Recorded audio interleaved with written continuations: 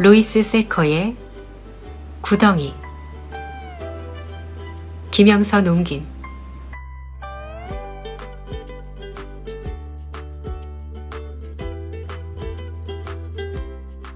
일부. 여기는 초록호수 캠프입니다.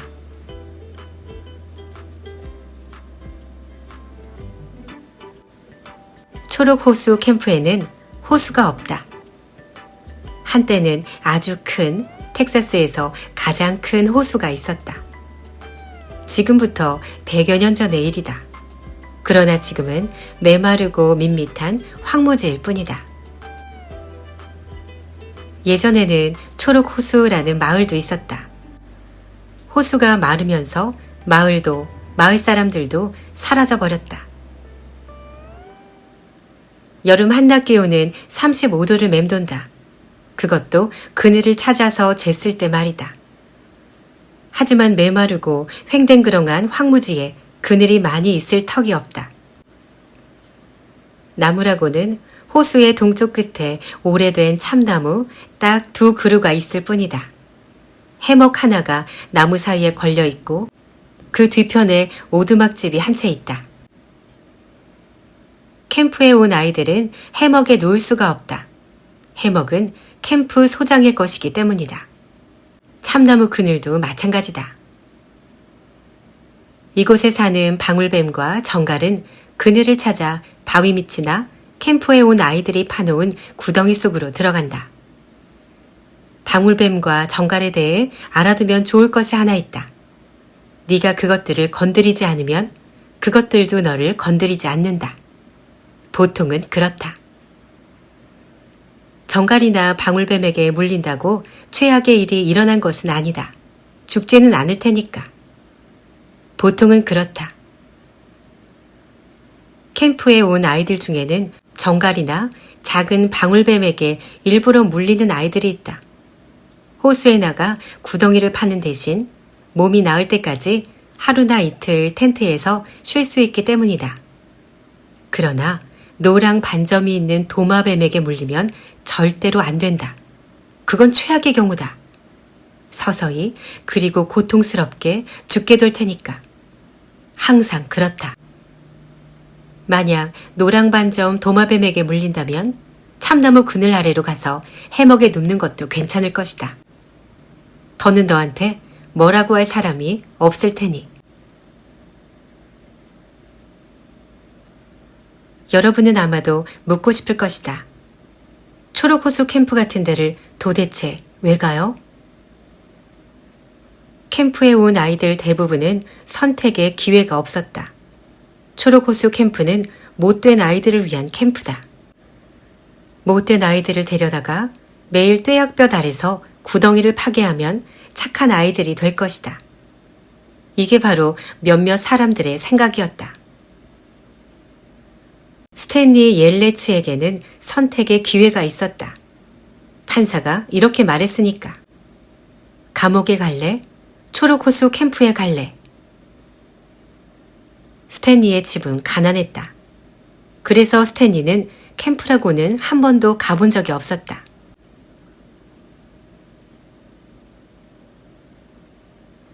운전사와 경비원을 제외한다면 버스 안의 승객은 스탠리 옐레츠 혼자뿐이었다.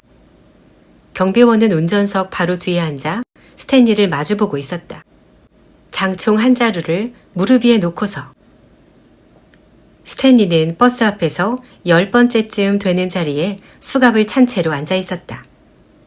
수갑의 다른 쪽 끝은 의자 팔걸이에 연결되어 있었고 바로 옆자리엔 스탠리의 배낭이 놓여 있었다. 배낭 안에는 엄마가 준 칫솔, 치약, 필기 도구가 들어있었다. 스탠리는 엄마에게 적어도 일주일에 한 번은 편지를 쓰겠다고 약속했다. 스탠리는 창밖을 내다보았다. 하지만 볼 것도 없었다. 온통 건초 더미와 목화밭 뿐이었다. 어디로 가는지도 모르는 채 스탠리는 긴 버스 여행을 했다. 버스에는 에어컨이 없었다. 뜨겁고 무거운 공기가 수갑만큼이나 답답하게 몸을 조여왔다. 스탠리와 스탠리의 부모는 스탠리가 그저 잠시 캠프에 가는 거라 생각하려 했었다. 잘 사는 아이들처럼 말이다. 어렸을 때 스탠리는 동물 인형들을 가지고 동물들이 캠프에 왔다고 상상하면서 놀곤 했다. 스탠리는 그 캠프를 놀이와 게임 캠프라고 불렀다.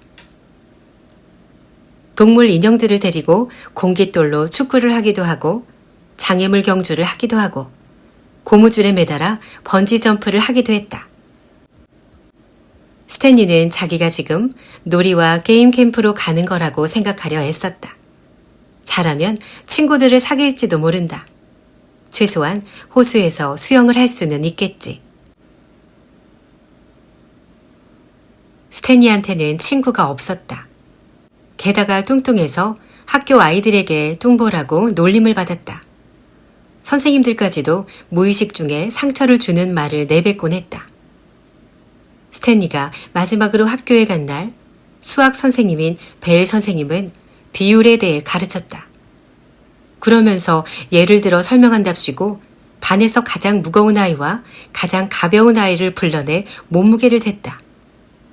스탠리는 가장 가벼운 아이보다 몸무게가 3배는 더 나갔다. 벨 선생님은 두 아이가 무안에 하는 것도 모르고 칠판에 3대 1이라고 썼다. 바로 그날 스탠리는 체포되었다. 스탠리는 의자에 몸을 푹 파묻은 채 앉아있는 경비원을 바라보았다. 잠이 든 것 같기도 하고 아닌 것 같기도 했다. 하지만 선글라스를 낀 채여서 눈을 감았는지 떴는지 안 보였다. 스탠리는 못된 아이가 아니었다. 스탠리는 저지르지도 않은 죄로 유죄 판결을 받은 것이었다. 스탠리는 단지 잘못된 시간에 잘못된 장소에 있었을 뿐이다. 이게 다 아무짝에도 쓸모없고 지저분하고 냄새 풀풀 나는 돼지 도둑 고조 할아버지 탓이다. 스탠리는 혼자 웃음을 지었다. 이것은 스탠리 가족들끼리 하는 농담이었다.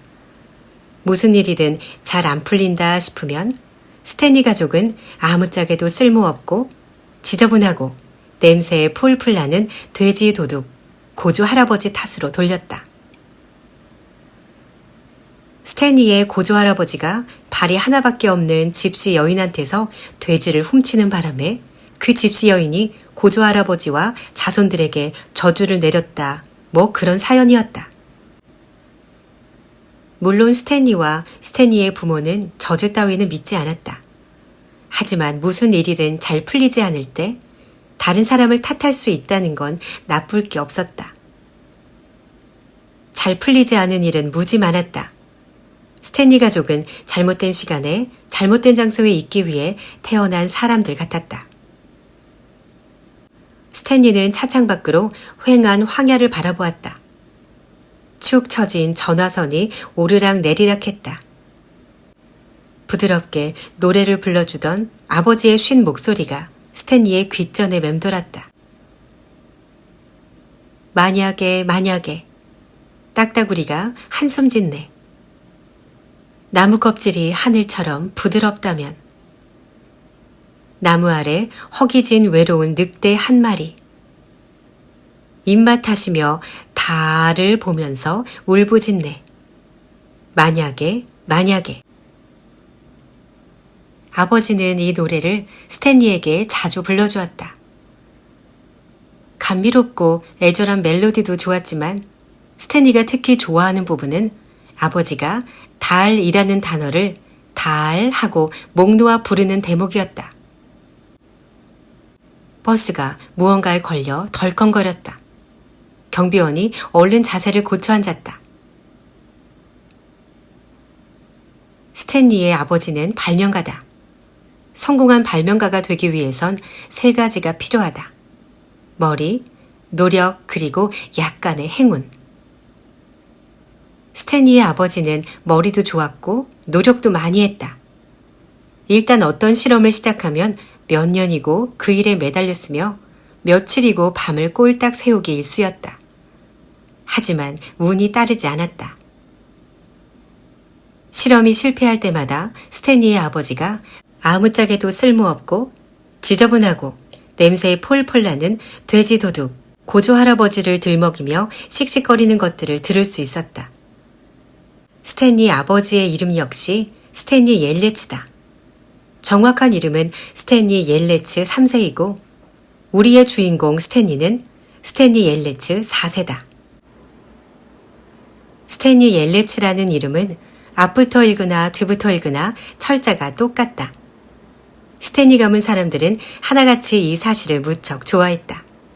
그래서 대대로 사내아이 이름을 스탠리라고 지었다. 우리의 주인공 스탠리는 외아들이다. 다른 스탠리 옐레츠도 모두 외아들이었다. 모든 스탠리 옐레츠에겐 또 다른 공통점이 있었다. 엄청난 불운에도 불구하고 하나같이 희망을 잃지 않았다는 것. 스탠리의 아버지가 나는 실패에서 배운다 라는 말을 입에 달고 다니는 것만 봐도 알 수 있듯이 말이다. 하지만 이건 역시 저주의 일부분일지도 모른다.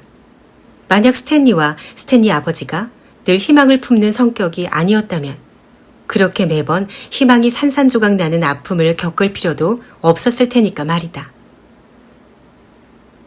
스탠리 옐레츠가 모두 실패한 인생들인 건 아니야. 스탠리와 아버지가 기가 팍 죽어 집시의 저주를 진짜로 믿으려 들 때마다 스탠리의 어머니는 이렇게 말했다. 스탠리 옐레츠 1세, 그러니까 스탠리의 증조 할아버지는 주식시장에서 큰 돈을 벌었다. 그런 분을 두고 운이 없다고 하면 말이 되겠니? 그럴 때 스탠리 어머니는 스탠리 옐레츠 1세가 겪은 불운에 대해선 입을 다물었다. 스탠리 옐레츠 1세는 뉴욕에서 캘리포니아로 이사가다 전 재산을 잃어버렸다. 역마차를 타고 가다 무법자 키스하는 케이트 바로우를 만나 몽땅 털린 것이다. 그런 일이 없었다면 지금쯤 스탠리 가족은 캘리포니아 해변의 고급 저택에 살고 있을지도 모른다. 하지만 스탠리 가족은 고무 냄새와 발냄새가 코를 찌르는 코딱지만한 아파트에서 비좁게 살고 있다. 만약에 아파트의 고무 냄새와 발냄새가 진동하는 것은 스탠리 아버지가 낡은 운동화를 새 운동화로 바꾸는 방법을 발명하려고 애쓰는 탓이었다. 낡은 운동화를 새 운동화로 바꾸는 방법을 최초로 찾아내는 사람은 아주 큰 부자가 될 거야. 스탠리의 아버진 이렇게 말했다. 아버지의 이 최근 실험이 스탠리가 체포되는 빌미가 되었다. 버스는 점점 심하게 덜컹거렸다. 어느덧 비포장 도로를 달리고 있었다.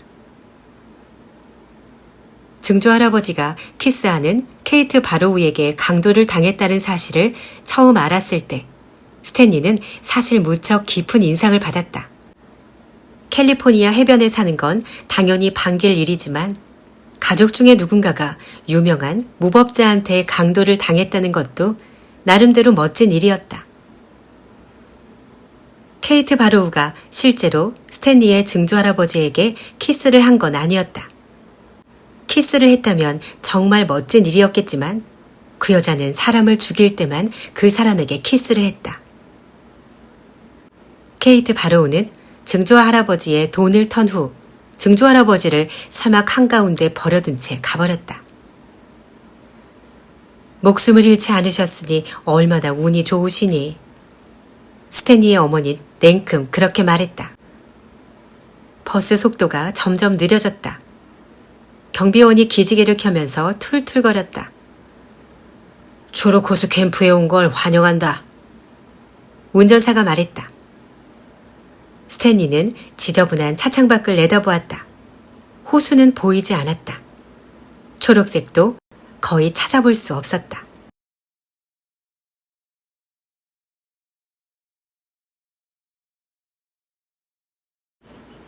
경비원이 수갑을 풀어주면서 버스에서 내리라고 했다.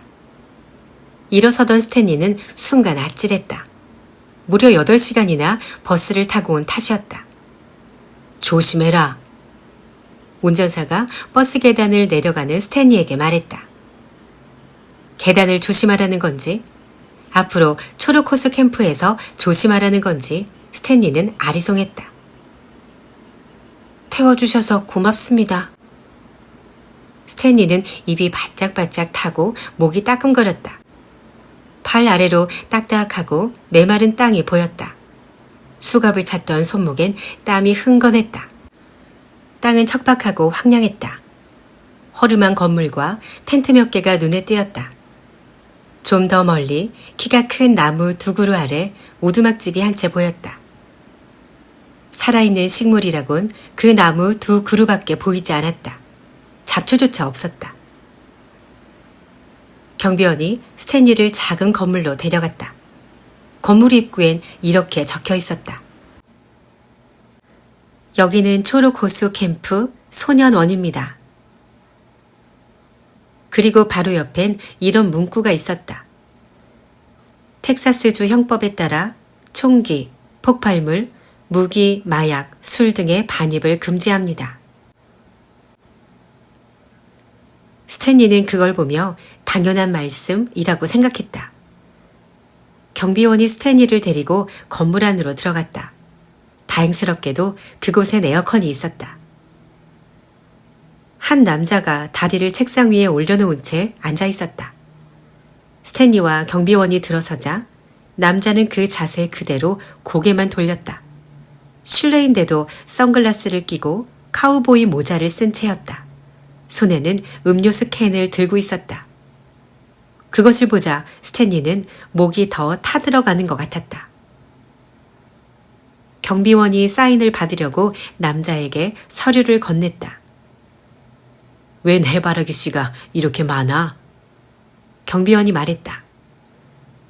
책상 옆으로 해바라기 씨가 가득 든 3배 자루가 놓여 있는 게 스탠리의 눈에 띄었다. 지난달에 담배를 끊었거든. 카우보이 모자를 쓴 남자가 말했다. 남자는 팔에 방울뱀 문신을 했다. 남자가 사인을 하자 방울뱀 꼬리가 꿈틀거렸다. 예전에는 하루에 담배 한 갑을 피웠는데 요즘은 일주일에 해바라기 씨 한 자루를 먹는다니까. 경비원은 웃었다. 카우보이 모자를 쓴 남자의 책상 아래 작은 냉장고가 있는 게 분명했다. 어느새 남자가 음료수 캔 2개를 꺼내놓았다. 순간 스탠리는 하나는 자기한테 주겠거니 생각했다. 그러나 남자는 2개 모두 경비원에게 주면서 하나는 운전자에게 갖다 주라고 했다. 오는데 9시간, 가는데 9시간, 꼬박 하루야. 경비원이 투덜거렸다. 지루하기 짝이 없던 버스 여행을 떠올리자 스탠리는 경비원과 운전사가 좀 안 됐다는 생각이 들었다. 카우보이 모자를 쓴 남자가 휴지통에 해바라기 씨 껍질을 뱉었다. 그러고는 책상을 돌아 스탠리에게 다가왔다. 내 이름은 미스터 선생입니다. 나한테 말할 때마다 그렇게 불러야 한다. 알았지? 스탠리는 잠시 머뭇거리다. 네, 미스터 선생님 하고 대답했다. 하지만 그게 진짜 이름이라고 믿기는 어려웠다. 미스터 선생님이 말했다. 넌 걸스카우트 캠프에 온 게 아니다. 스탠리는 미스터 선생님 앞에서 옷을 벗어야 했다. 미스터 선생님은 스탠리가 옷 속에 숨긴 물건이 없는지 확인했다. 그런 다음 스탠리에게 옷 2세트와 수건 1장을 주었다.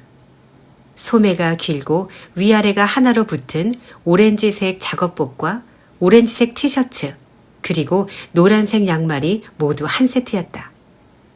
이 양말이 원래 노란색이었을까? 스탠리는 의심스러웠다. 하얀 운동화와 오렌지색 모자, 묵직한 플라스틱으로 만든 휴대용 물통도 받았다. 안타깝게도 물통은 텅 비어 있었다. 모자 뒤쪽엔 햇빛을 가려주는 천이 달려 있었다. 스탠리는 지급받은 옷을 입었다. 옷에서 비누 냄새가 났다.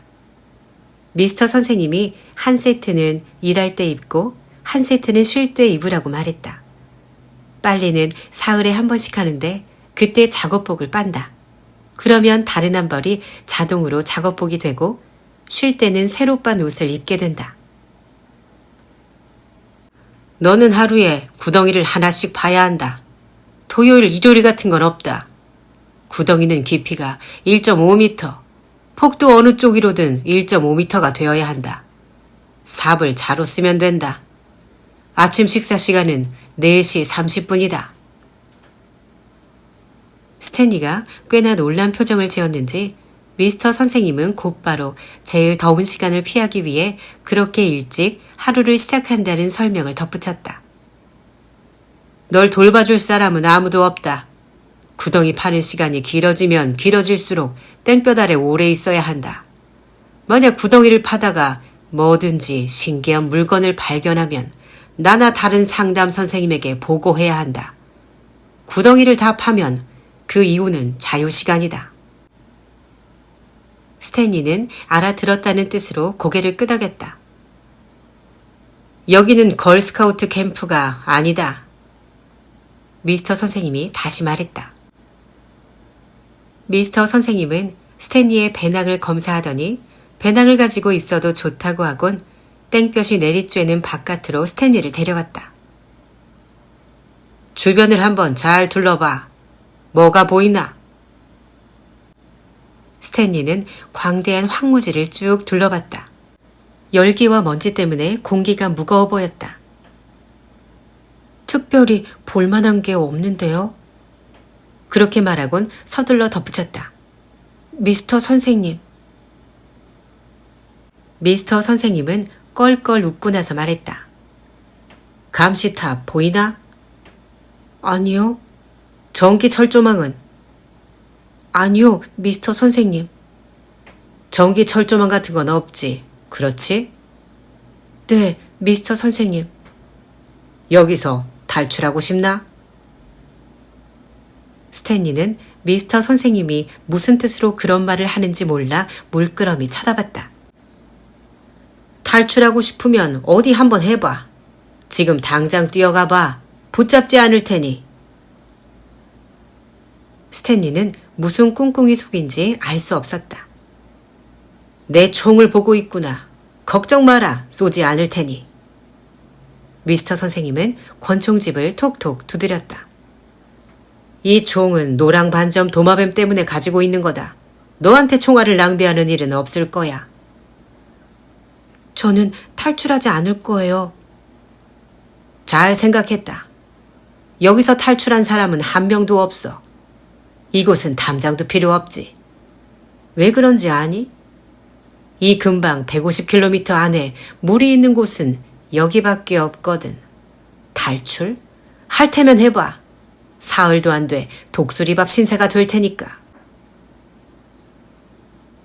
오렌지색 작업복을 입은 아이들이 삽을 질질 끌며 텐트 쪽으로 걸어가는 모습이 스탠리 눈에 들어왔다. 너 목마르냐? 스탠리는 귀가 번쩍 뜨였다. 네, 미스터 선생님.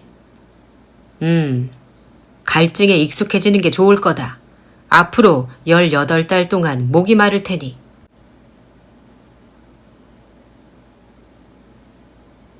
캠프에는 커다란 회색 텐트가 6개가 있었다. 텐트에는 각각 A, B, C, D, E, F라고 검은 글씨가 쓰여 있었다. 상담 선생님들은 F 텐트에서 잤다. 스탠리는 D 텐트로 배정되었다. 펜덴스키 선생님이 스탠리의 상담 선생님이었다.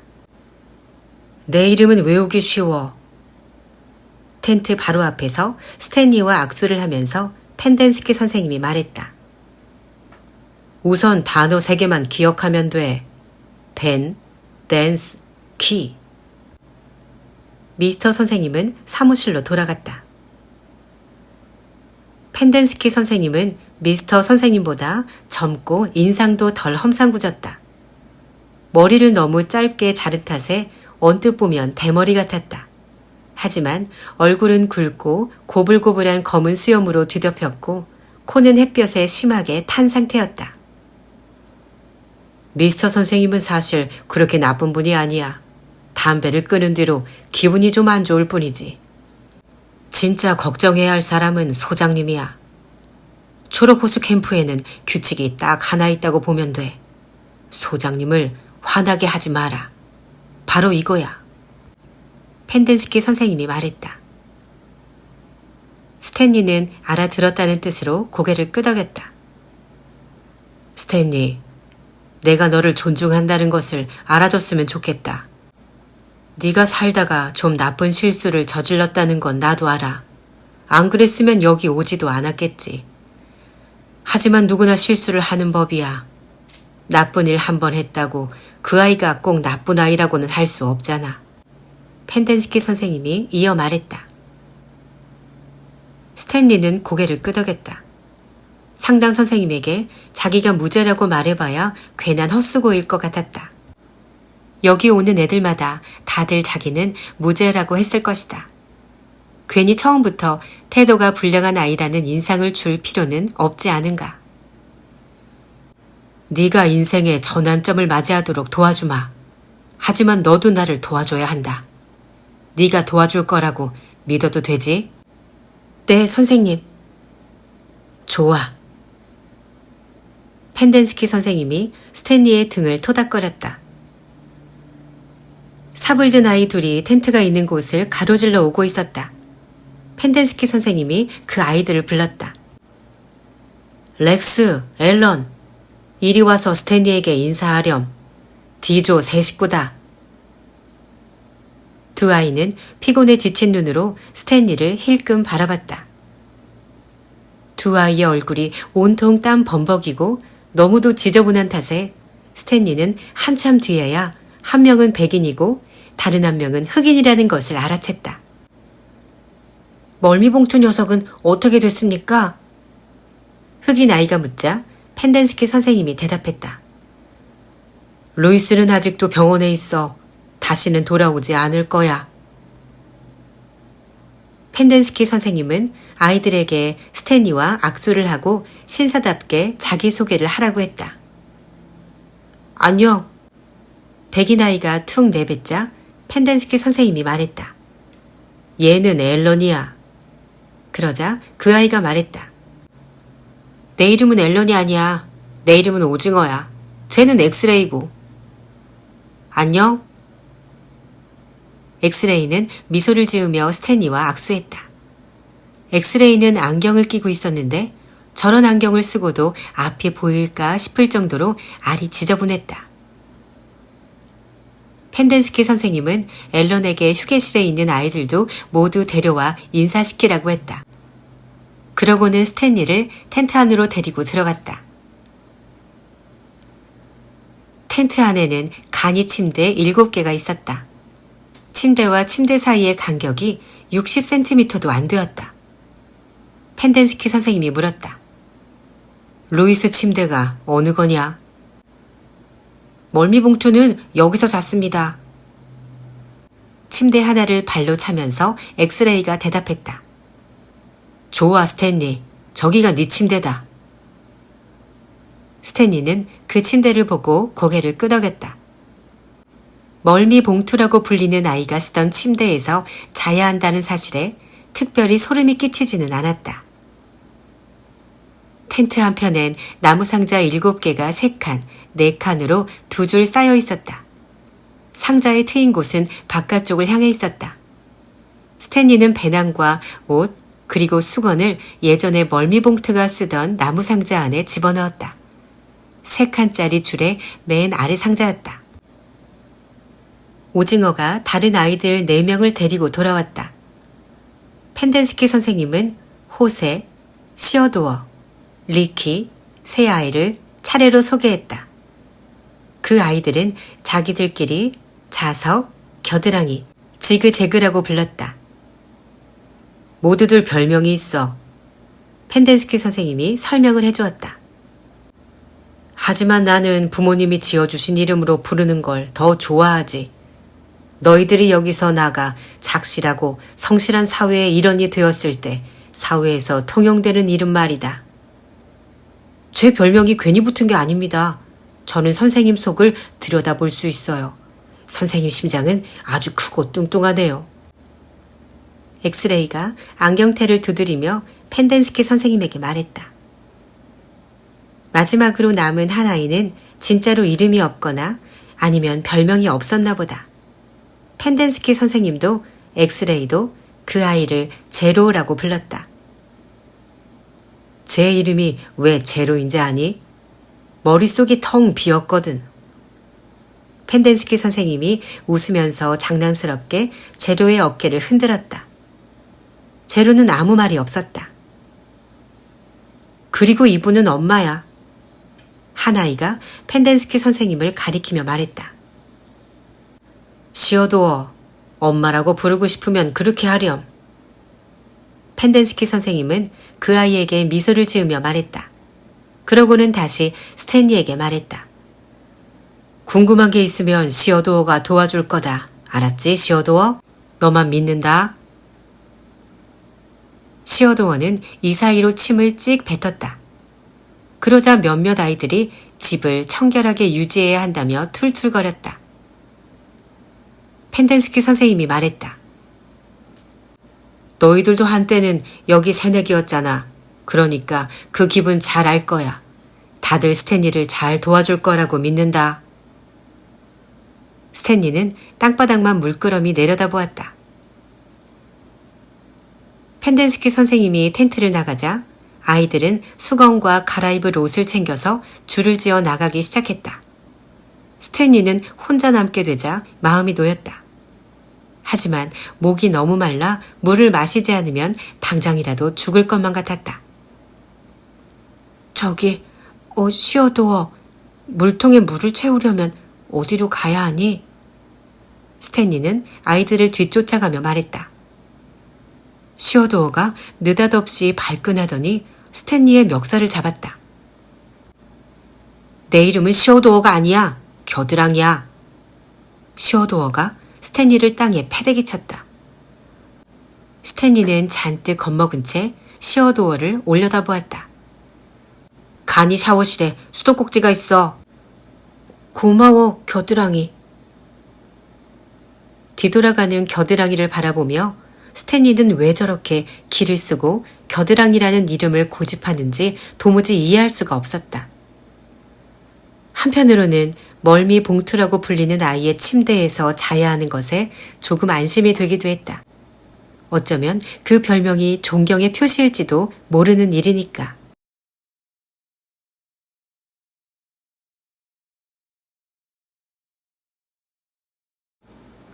스탠리는 샤워라고 하기가 좀 뭐하지만 샤워를 하고 저녁 식사라고 하기도 좀 뭐하긴 하지만 저녁 식사를 한 다음 냄새가 풀풀 나고 누워있으면 몸이 간질간질한 그 간이 침대를 침대라고 하기도 좀 뭐하지만 침대로 가서 누웠다. 물이 턱없이 부족했기 때문에 한 사람이 고작 4분 정도만 샤워를 할 수 있었다. 그 4분을 스탠리는 차가운 물에 적응하느라 거의 다 써버렸다. 따뜻한 물이 나오는 꼭지는 아예 잊지도 않았다. 스탠리가 쏟아지는 찬물 속으로 몸을 집어넣었다가 화들짝 뒤로 물러서기를 몇 번이나 반복하는 사이 물은 자동으로 끊겨버렸다. 비누는 써보지도 못했다. 차라리 잘된 일이었다. 어차피 비누 거품을 씻어낼 시간도 없었을 테니 말이다. 저녁 식사는 고기와 야채를 약한 불에 오래오래 찐 것 같은 요리였다. 고기는 색깔이 이상했고 야채도 과연 초록색인 적이 있었나 싶을 정도였다. 음식들은 하나같이 맛이 다 비슷비슷했다. 그래도 스탠리는 음식을 하나도 남김없이 싹 먹어치웠고 그것도 모자라 빵 조각으로 국물까지 싹싹 다 까먹었다. 스탠리는 여태 살면서 아무리 맛이 없어도 접시에 있는 음식을 남겨본 적이 없는 아이였다. 넌 뭘 했냐? 한 아이가 스탠리에게 물었다. 처음에 스탠리는 그게 무슨 말인가 했다. 여기 온 이유가 있을 거 아니야. 아. 스탠리는 그제야 말을 알아듣곤 대답했다. 운동화 한 켤레를 훔쳤어. 아이들은 까르르 웃음을 터뜨렸다. 스탠리는 아이들이 왜 웃는지 의아했다. 자기들이 저지른 범죄에 비하면 너무 하찮아서일까? 가게에서 훔친 거냐? 아니면 다른 사람이 신은 걸 훔친 거냐? 오징어가 물었다. 둘 다 아니야. 그건 클라이드 리빙스턴의 신발이었어. 아무도 스탠리의 말을 믿으려 하지 않았다. 달콤한 발 말하는 거야? 맞아, 그 사람이잖아. 엑스레이가 말하자 오징어도 거들었다. 말도 안 돼. 스탠리는 간이 침대에 누워 아이들과 한 대화를 떠올리며 참 재미있다고 생각했다. 결백하다고 했을 땐 아무도 자기 말을 믿지 않았다. 그런데 지금은 자기가 신발을 훔쳤다고 말하는데도 아무도 믿지 않으니 말이다. 달콤한 발. 클라이드 리빙스턴은 유명한 야구 선수다. 지난 3년 동안 아메리칸 리그에서 도루 왕이었다. 게다가 한 경기에서 3루타를 4개나 친 기록을 가진 유일한 선수이기도 했다. 스탠리의 침실에는 클라이드 리빙스턴의 포스터가 붙어있다. 아니, 예전엔 그랬다. 이제는 그 포스터가 어디에 있는지도 모른다. 경찰이 가져가선 법정에서 스탠리가 범죄를 저질렀다는 증거로 사용했기 때문이다. 클라이드 리빙스턴도 법정에 나왔다. 달콤한 발이 법정에 나온다는 사실에 스탠리는 내심 자신의 우상을 만난다는 기대감으로 가슴이 설렜다. 클라이드 리빙스턴은 그 신발이 자기 운동화가 맞으며 노숙자들을 위한 기금을 마련하는 데 쓰라고 기부한 것이라고 증언했다. 그리고 집도 없는 아이들한테서 도둑질을 하는 끔찍한 아이가 세상에 어디 있냐고 했다. 스탠리에게 그건 정말 최악이었다. 자신의 영웅이 자기를 아무짝에도 쓸모없고 지저분하고 냄새에 풀풀 나는 신발 도둑으로 생각하다니. 스탠리는 몸을 뒤척이다 문득 간이 침대가 자기 몸무게를 못 이기며 무너지면 어떡하나 걱정이 되었다. 간이 침대는 폭이 스탠리가 간신히 누울 정도밖에 안 됐다. 겨우겨우 몸을 돌려 배를 깔고 엎드렸지만 냄새가 너무 고약해서 다시 돌아누워 천장을 본 채로 잠을 청할 수밖에 없었다. 간이 침대에선 썩은 우유 냄새 같은 게 났다. 밤이었지만 공기는 여전히 후끈했다. 바로 옆에서 겨드랑이가 드르렁 코를 골고 있었다. 학교에서 스탠리는 데릭 던이라는 못된 아이에게 괴롭힘을 당했다.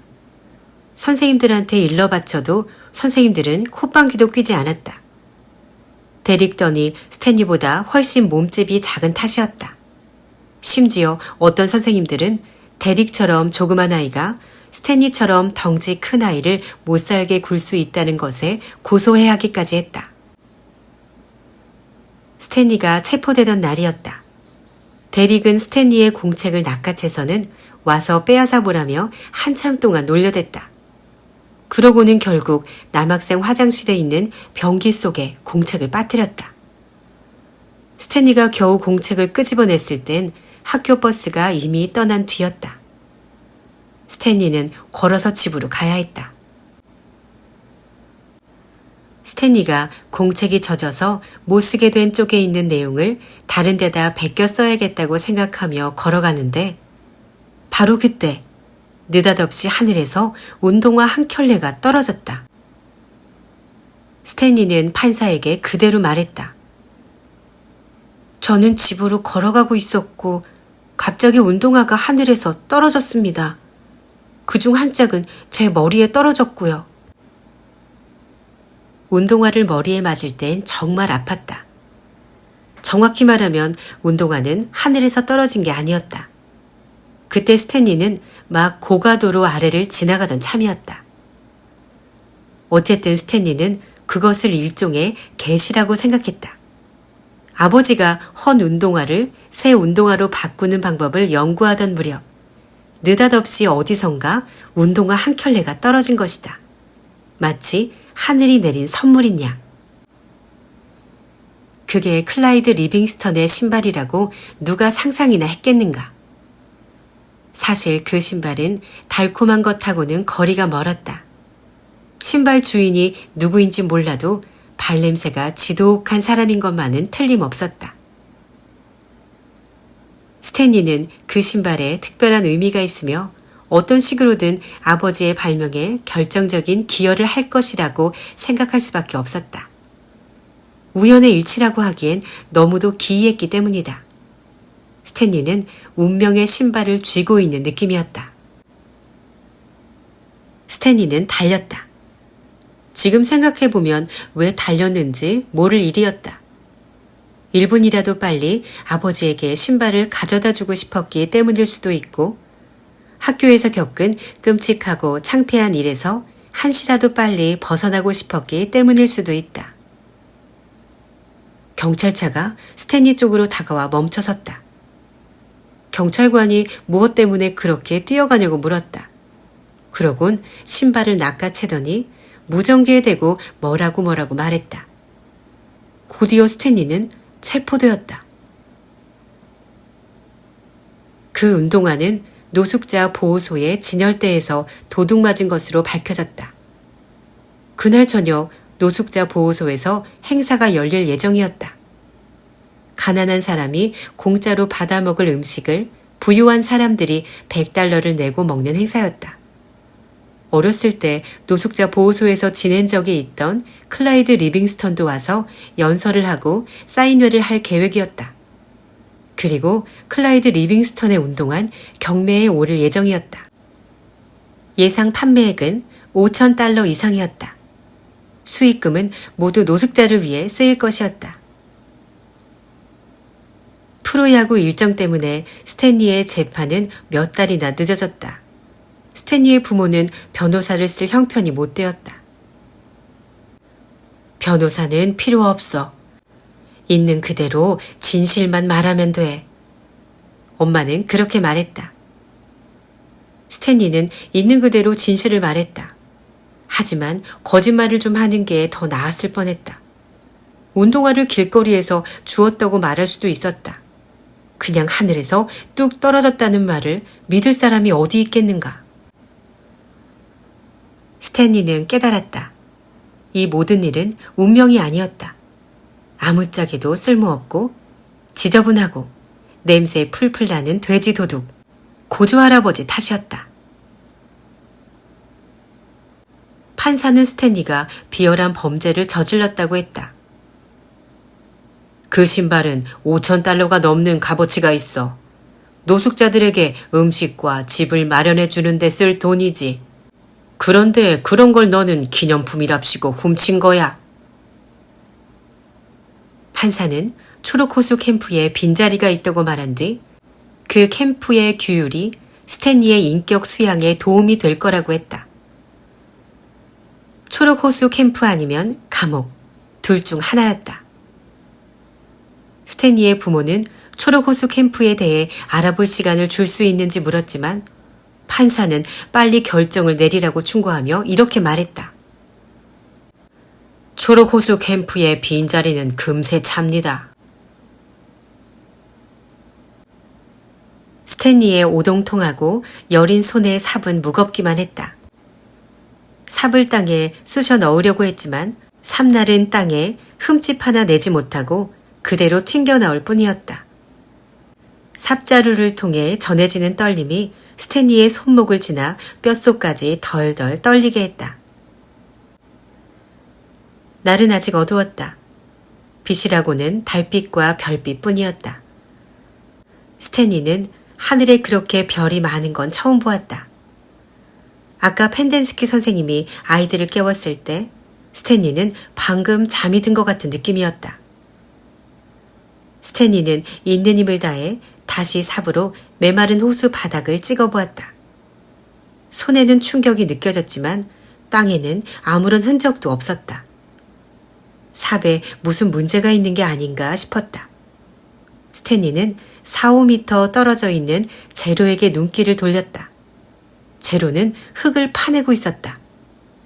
구덩이 옆에 쌓인 흙이 30cm 정도는 되어 보였다. 아침 식사로 미적지근한 일종의 시리얼이 나왔다. 정말 마음에 든 건 한 사람 앞에 하나씩 나온 오렌지 주스 한 팩이었다. 시리얼 맛도 그다지 나쁘지 않았지만 간이 침대에서 나는 것과 비슷한 냄새가 났다. 식사를 마친 아이들은 물통에 물을 채우고 삽을 집어들곤 호수를 가로질러 걸어갔다. 조마다 작업 구역이 달랐다. 샤워실 근처에 삽을 보관하는 창고가 있었다. 스탠리 눈엔 삽들이 모두 똑같아 보였다. 그런데도 엑스레이는 다른 아이들이 손도 못 대게 하는 자신만의 특별한 삽이 있었다. 엑스레이는 그 삽이 다른 삽들보다 더 짧다고 주장했지만 글쎄 짧아봤자 1cm나 짧을까? 삽은 삽날 끝부터 나무 손잡이 끝까지의 길이가 1.5m였다. 삽의 길이가 바로 파야 하는 구덩이의 깊이였다. 그리고 삽을 바닥에 평평하게 눕혔을 때 어느 쪽으로든 폭도 그만큼이 되어야 했다. 엑스레이가 가장 짧은 삽을 고집하는 데는 다 이유가 있었던 것이다. 호수에는 여기저기 구덩이와 흙무덤이 널려 있었다. 그 모습을 보면서 스탠리는 언젠가 본 달 사진을 떠올렸다. 펜덴스키 선생님의 말이 생각났다. 신기하거나 특이한 걸 발견하면 나나 미스터 선생님이 물탱크 트럭을 몰고 왔을 때 반드시 보고해야 한다. 네가 찾은 물건이 소장님 마음에 들면 그날은 일을 더 안 해도 된다. 그때 스탠리는 이렇게 되물었다. 도대체 뭘 찾아야 하는 거죠? 그러자 펜덴스키 선생님은 이렇게 대답했다. 특별히 뭘 찾는 게 아니야. 넌 인격 수양을 위해 구덩이를 파는 거다. 그러다가 행여 뭘 발견할 수도 있을 텐데 그러면 소장님도 그것에 관심을 보이실 거라는 거지. 스탠리는 난감해하며 삽을 바라보았다. 삽에는 아무런 이상이 없었다. 이상이 있는 건 스탠리 자신이었다. 땅에 약간 금이 간 자국이 보였다. 스탠리는 삽날 끝을 그 금에 댄 뒤 펄쩍 뛰어서 두 발로 삽날 위에 올라탔다. 그러자 삽이 단단한 땅을 뚫고 들어갔다. 스탠리는 빙긋이 웃었다. 평생 처음으로 뚱뚱한 몸이 제값을 하는 순간이었다. 스탠리는 삽자루에 힘을 주어 흙을 한 삽 퍼올려 옆으로 쏟아부었다. 첫 삽이었다. 앞으로 1000만 번만 더 하면 되겠지? 스탠리는 그렇게 생각하며 땅에 난 금에 다시 삽을 대고 뛰어 올랐다. 이런 방법으로 흙을 몇 삽 퍼내다 보니 문득 자기가 파야 하는 구덩이 안쪽에다 흙을 버리고 있다는 생각이 들었다. 스탠리는 땅바닥에 삽을 평평하게 놓고는 파야 하는 구덩이의 둘레를 표시했다. 1.5m는 정말 끔찍히도 넓었다. 스탠리는 이미 파낸 흙 중에서 표시한 곳 안쪽에 있는 흙을 바깥으로 옮겼다. 그러고는 물통에 물을 한 모금 마셨다. 1.5m는 정말 끔찍이도 깊겠지. 잠시 뒤 삽질은 훨씬 쉬워졌다. 땅은 표면이 가장 단단했는데 20cm 깊이까지는 마치 햇볕에 구워진 단단한 밤 껍질 같았다. 그 아래는 훨씬 부드러웠다. 하지만 단단한 껍질 부분을 겨우 걷어냈는가 싶자 스탠리의 오른손 엄지손가락 중간 부분에 물집이 생겼다. 삽을 잡기만 해도 손이 아팠다. 스탠리의 고조할아버지 이름은 엘리야 옐레치였다. 물론 그분은 자신이 스탠리의 고조할아버지가 될 거라는 사실은 몰랐다. 태어난 곳은 라트비아였다. 15살이 되었을 때 고조할아버지는 마이라 맨키라는 소녀를 사랑하게 되었다. 마이라 맨키는 14살로 2달만 있으면 15살이 되었다. 마이라 맨키의 아버지는 마이라가 15살이 되면 결혼시키려고 작정하고 있었다. 엘리야는 마이라에게 청혼하기 위해 마이라 아버지에게 갔다. 그런데 마침 이고르 바르코프라는 사람도 마이라에게 청혼하기 위해 그 집에 와 있었다.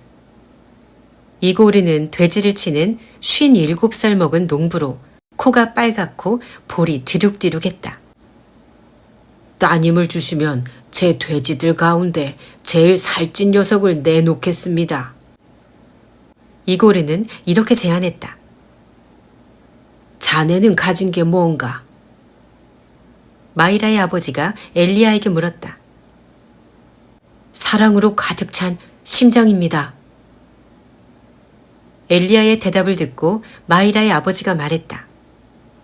살찐 돼지가 더 낫겠구먼. 절망에 빠진 엘리야는 마을 외곽에 사는 늙은 집시 여인 마담 제로니를 찾아갔다. 마담 제로니는 이고르 바르코프보다도 나이가 많았지만 엘리야와는 친구처럼 지냈다. 마을 청년들은 진흙 레슬링을 좋아했지만 엘리야는 마담 제로니를 찾아가 이런저런 이야기를 듣는 것을 더 좋아했다. 마담 제로니는 피부가 검고 입이 아주 컸다. 그리고 사람을 볼 때면 눈이 터질 듯이 커지고 아주 뚫어져라 바라봐서 사람들 마음속까지 읽는 것 같았다. 엘리야, 무슨 고민이 있니? 분통 터지는 일이 있다고 엘리야가 미처 말도 꺼내기 전에 마담 제로니가 먼저 물었다. 마담 제로니는 자기 손으로 직접 만든 휠체어에 앉아 있었다. 왼쪽 발목이 잘려나갔기 때문이다. 마이라 맨키를 사랑하게 되었어요. 그런데 이고르 바르코프가 마이라를 차지하려고 가장 살찐 돼지를 내놓겠다고 했어요. 저한테 그렇게 값비싼 게 어디 있어야 말이죠. 잘 됐네. 너는 결혼을 하기엔 아직 젊어. 네 인생은 아직도 앞길이 창창해. 하지만 마이라를 사랑하는 걸요. 마이라는 머리가 꽃병처럼 텅 비었어. 하지만 예쁘잖아요. 그러니까 꽃병이지. 걔가 쟁기질을 하겠니? 염소젖을 짜겠니? 못하지. 걔는 너무 가냘파. 그리고 어디 수준 높은 대화나 할 수 있겠어? 못하지. 멍청하고 어리석거든. 또 네가 아플 때 널 돌봐줄 수나 있겠어? 못하지. 철이 없어서 네 보살핌만 받으려고 들걸. 그래, 걔는 예뻐. 그래서 뭐, 퇴. 마담 제로니는 땅에 침을 뱉었다. 그러고는 엘리야에게 미국으로 가야 한다고 말했다. 내 아들처럼 미국으로 가야 해. 그곳에 네 미래가 있어. 마이라 맨키한테가 아니고. 그러나 엘리야의 귀에는 마담 제로니가 하는 말이 한마디도 들어오지 않았다. 엘리야는 15 청춘이었고 마이라의 아름다운 외모에 눈이 멀어 있었다. 마담 제로니는 엘리야가 몹시 낙담해 있는 것을 보기가 괴로웠다. 그래서 내키진 않았지만 엘리야를 돕기로 마음먹었다. 마침 우리 집 암돼지가 어제 새끼를 낳았어. 그런데 한 마리가 젖을 못 빨더군. 네가 그 새끼 돼지를 가지렴. 어차피 그냥 놔두면 죽을 녀석이니까. 마담 제로니는 엘리야를 데리고 뒷마당에 있는 돼지 우리로 갔다. 엘리야는 작은 새끼 돼지를 받아들었다. 하지만 쥐보다 약간 더 클 뿐 새끼 돼지가 무슨 소용이 있을까 싶었다. 그 녀석은 크게 자랄 거야. 마담 제로니가 엘리야한테 장담을 하고는 이어 말했다. 저기 숲 뒤로 산이 보이지? 네. 산 꼭대기에 가면 물이 위로 흐르는 개울이 있어. 새끼 돼지를 매일 산 꼭대기로 데려가서 그 개울물을 먹여라.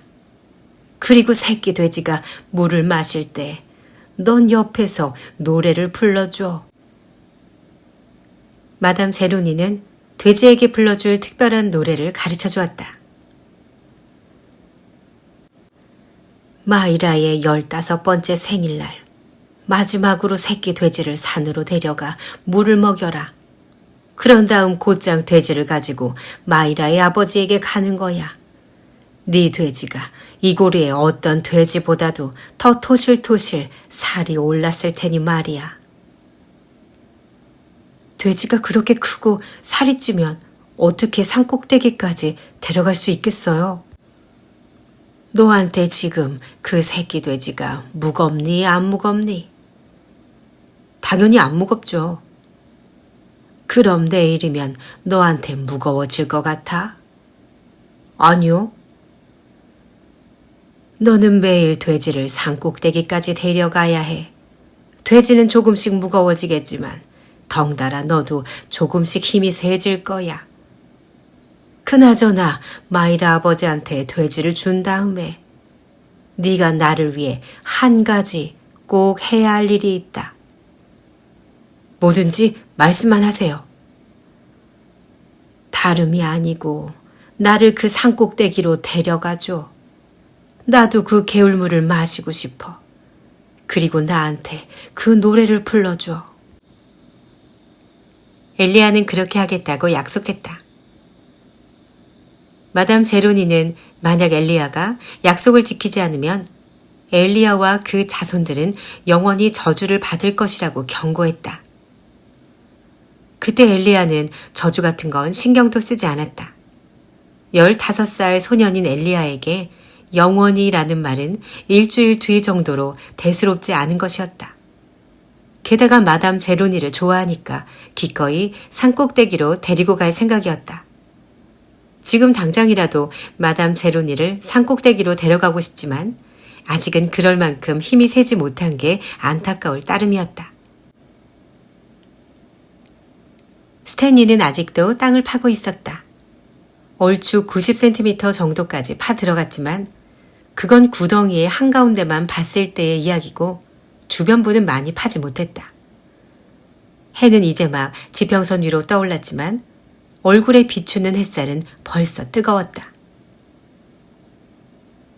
물통을 집으려고 몸을 숙이다가 스탠리는 갑자기 어지러움을 느꼈다.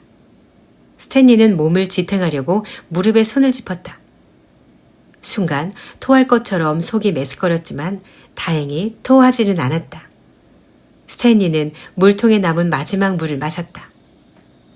손가락마다 물집이 잡혔고 양쪽 손바닥 한가운데도 물집이 생겼다.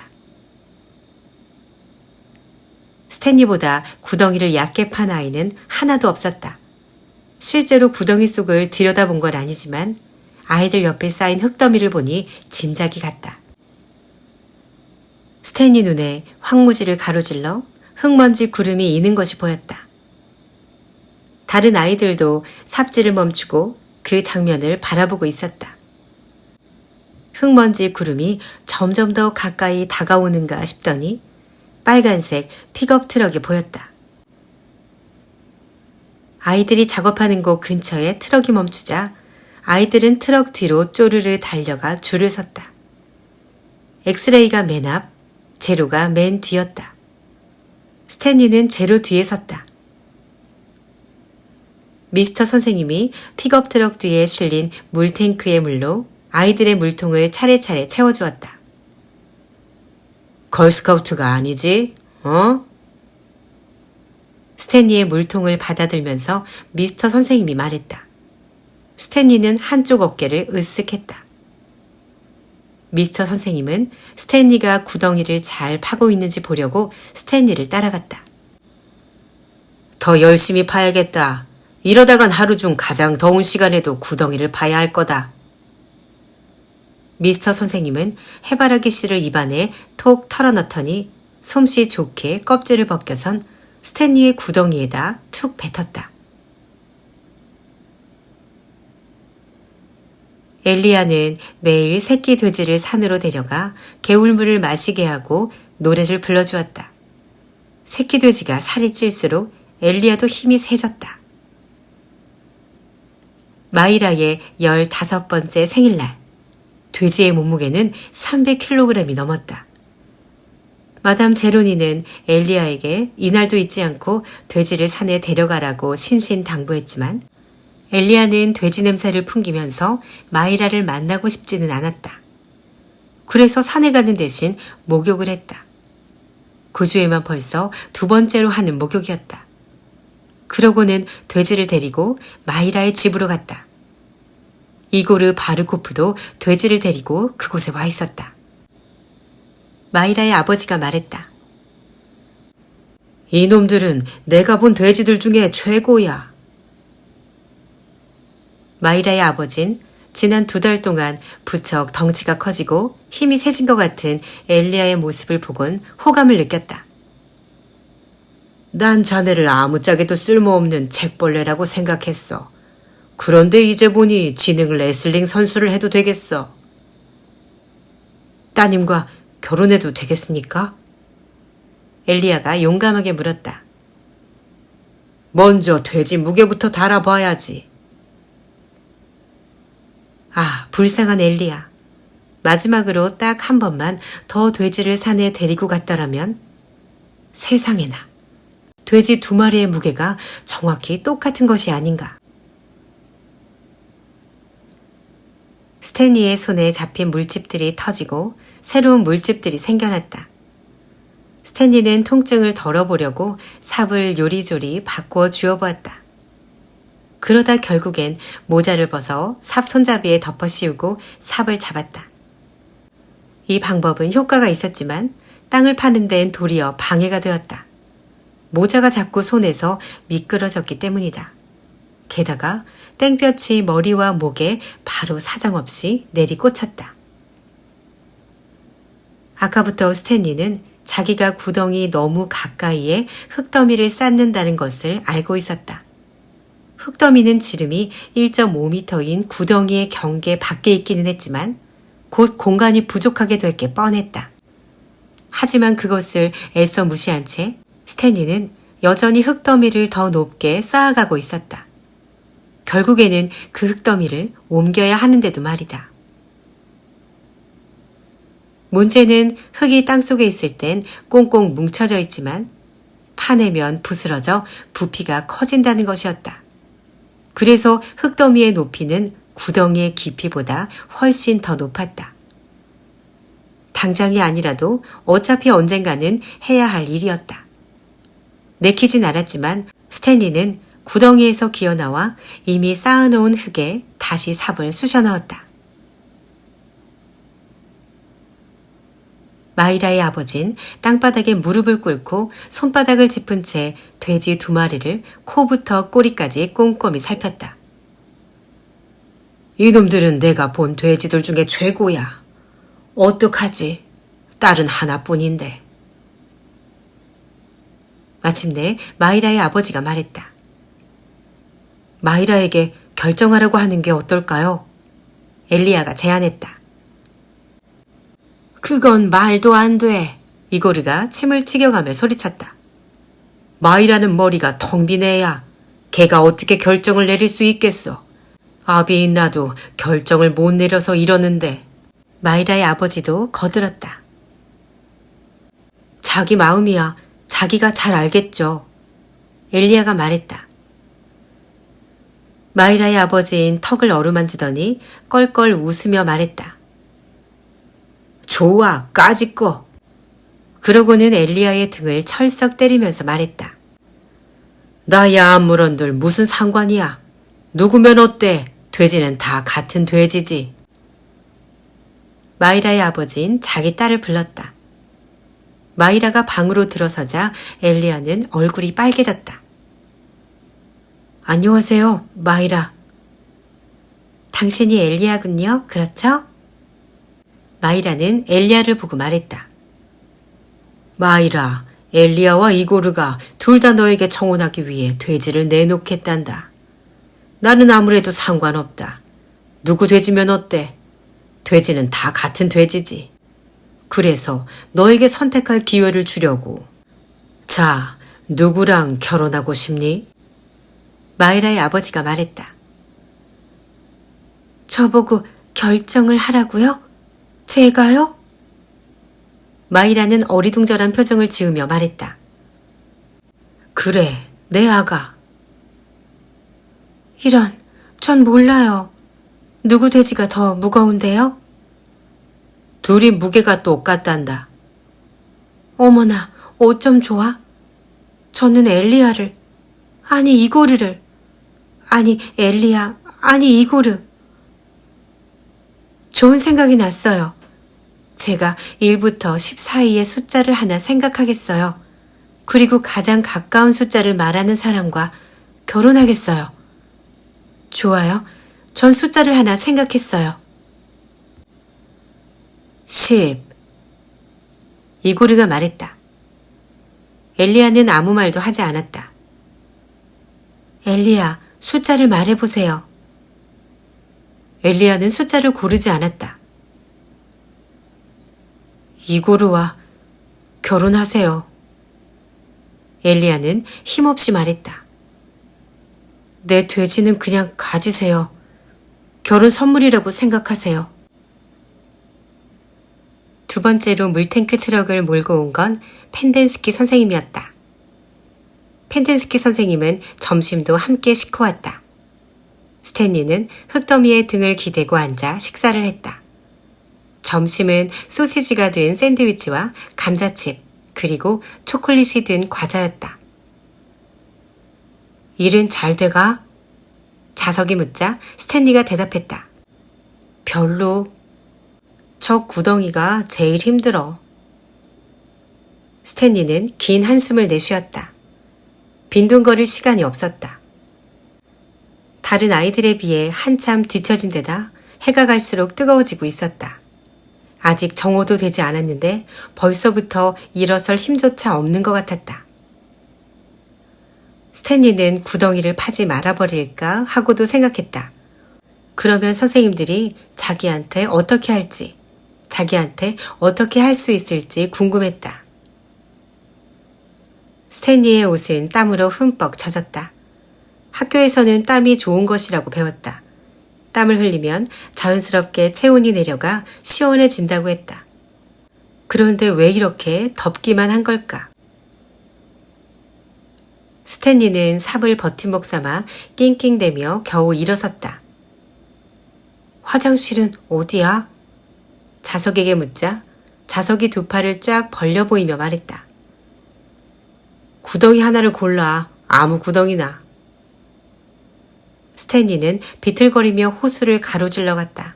하마터면 흙더미에 걸려 넘어질 뻔했다. 뒤에서 자석이 소리치는 게 들렸다.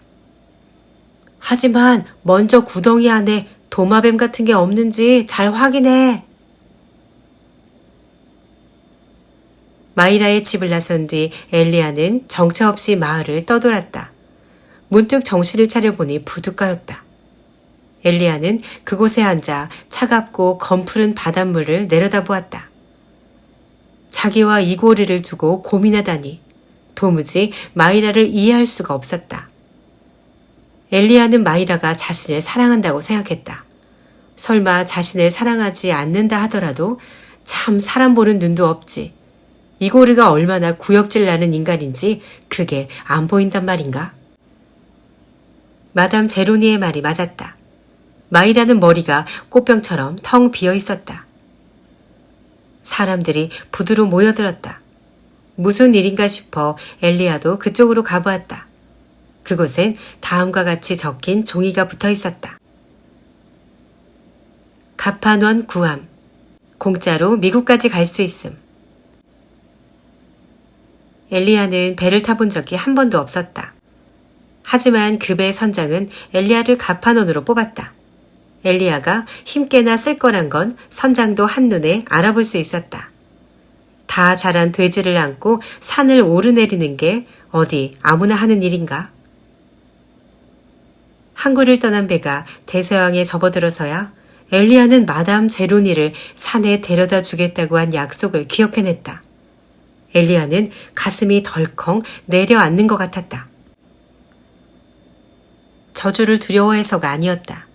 저주 따위는 허무맹랑한 것이라고 생각했다. 마담 제로니가 죽기 전에 그 산의 개울물을 마시고 싶어 했다는 것을 알기에 그것이 못내 가슴 아팠던 것이다.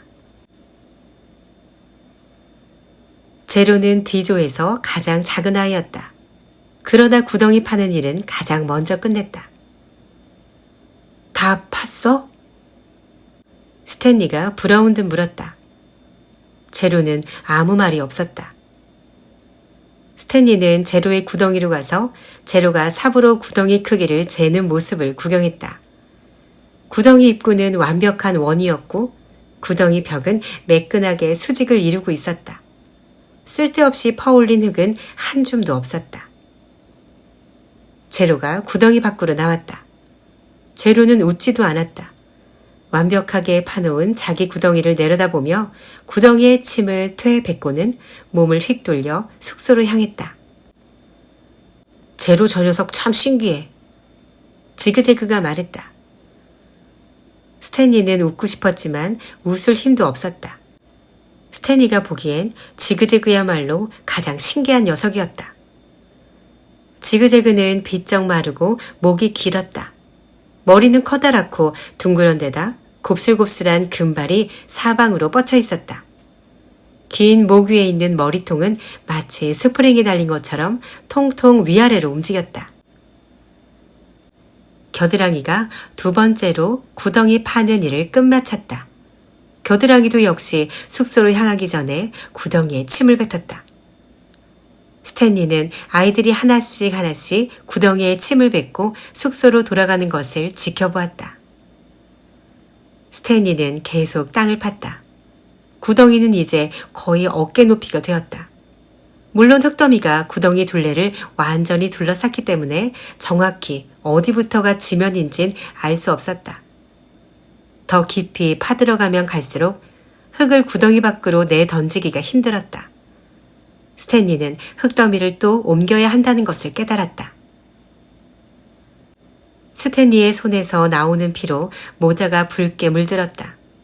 스탠리는 스스로 자기 무덤을 파는 것 같은 기분이 들었다. 미국에서 엘리아는 영어를 배웠다. 그리고 세라 밀러라는 여인과 사랑에 빠졌다. 세라는 쟁기를 끌 줄 알고 염소젖도 짤 줄 알았다. 그리고 무엇보다도 스스로 생각할 줄 아는 사람이었다. 엘리야와 세라는 자주 밤이 깊도록 웃으며 이야기를 나누었다. 두 사람의 삶은 평탄하지 않았다. 엘리야는 열심히 일했지만 늘 불운이 따라다니는 듯 했다. 엘리야는 늘 잘못된 시간에 잘못된 장소에 있는 것 같았다. 그는 자기 아들이 미국에 있다고 한 마담 제로니의 말을 잊지 않았다. 그래서 미국에 온 뒤 줄곧 마담 제로니의 아들을 찾아다녔다. 생전 처음 보는 사람에게 다가가 제로니라는 사람을 아는지 아니면 제로니라는 이름을 들어보기라도 했는지 물어보았다. 제로니를 아는 사람은 없었다. 사실 엘리야는 마담 제로니의 아들을 찾게 되면 무엇을 해야 하는지도 몰랐다. 산으로 데려가서 돼지에게 불러주던 노래를 불러줘야 하나? 헛간에 세 번째로 벼락이 떨어지던 날, 엘리야는 세라에게 마담 제로니와 한 약속을 깨트린 사연을 이야기했다. 나는 돼지 도둑만도 못한 인간이오. 나를 떠나 저주받지 않는 남자를 찾도록 하오. 난 당신 곁을 떠나지 않을 거예요. 하지만 나한테 한 가지만 해주세요. 뭐든지 말만 해요. 돼지에게 불러주던 노래를 불러주세요. 세라가 미소를 지으며 말했다. 엘리야는 세라에게 노래를 불러주었다. 세라의 눈이 반짝거렸다. 참 아름다운 노래군요. 근데 무슨 뜻이죠? 엘리야는 최선을 다해 라트비아 말을 영어로 옮겼지만 똑같이 옮길 수는 없었다. 라트비아 말론 운이 딱딱 맞는 노랫말인데. 나도 알아요. 1년 뒤 두 사람 사이에 아기가 태어났다. 세라는 아들 이름을 스탠리라고 지었다. 옐레츠를 거꾸로 읽으면 스탠리가 된다고 하면서. 세라는 돼지에게 불러주던 노래의 가사를 영어로도 운이 딱딱 맞게 바꾸었다. 매일 밤 세라는 그 노래를 어린 스탠리에게 불러주었다. 만약에 딱따구리가 한숨 짓네. 나무 껍질이 하늘처럼 부드럽다면 나무 아래 허기진 외로운 늑대 한 마리. 입맛하시며 달을 보면서 울부짖네. 만약에. 스탠리의 구덩이는 이제 삽 길이만큼 깊어졌지만 바닥은 아직 옆으로 좀 더 파야 했다. 스탠리는 얼굴을 잔뜩 찌푸린 채 흙을 한 삽 퍼내 흙 더미 위로 던졌다. 스탠리는 구덩이 바닥에 삽을 내려놓았다.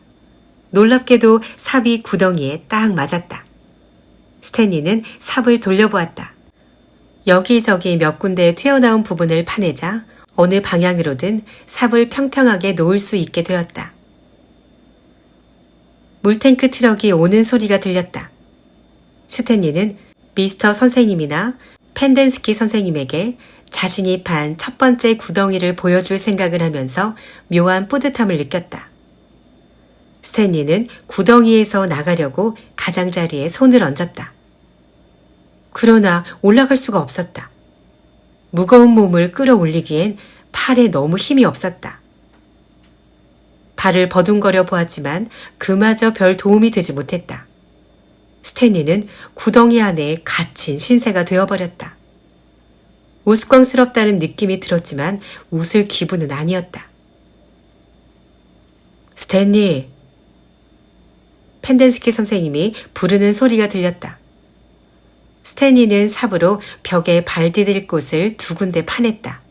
구덩이를 겨우 빠져나가니 펜덴스키 선생님이 걸어오는 것이 보였다. 네가 기절했나 하고 걱정했다. 그런 애들이 한둘이 아니거든. 다 팠습니다.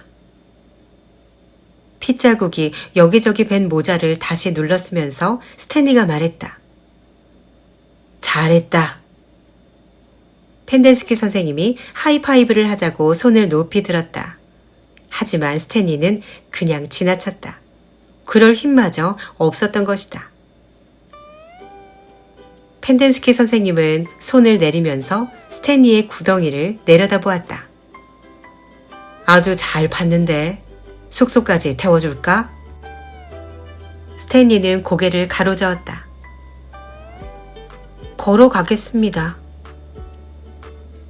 펜덴스키 선생님은 스탠리의 물통에 물을 채워주지 않고 다시 트럭에 탔다. 스탠리는 펜덴스키 선생님이 차를 몰고 가기를 기다렸다가 다시 한번 자기가 판 구덩이를 보았다.